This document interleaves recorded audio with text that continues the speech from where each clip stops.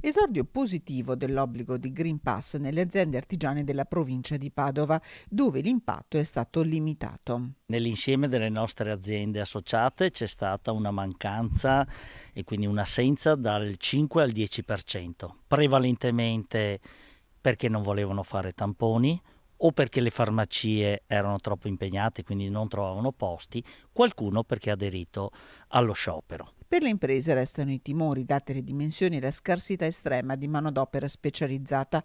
Per ora chi sta a casa è sostituito da colleghi che hanno accettato di fare un'ora di straordinario. Tra i settori più colpiti il trasporto.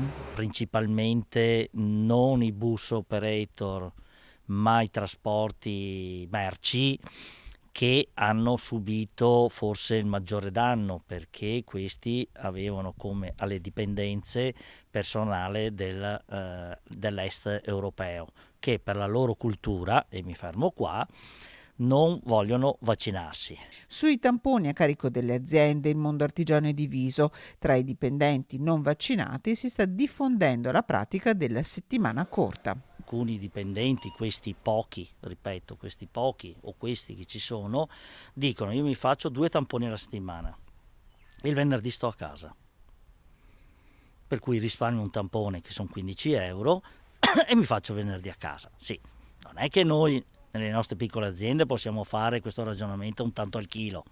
Noi le figure sono importanti e abbiamo bisogno che le figure siano al lavoro, per cui chiediamo con molta responsabilità da parte nostra, però che anche i nostri collaboratori siano responsabili e che credano nel lavoro e nel posto di lavoro che diamo.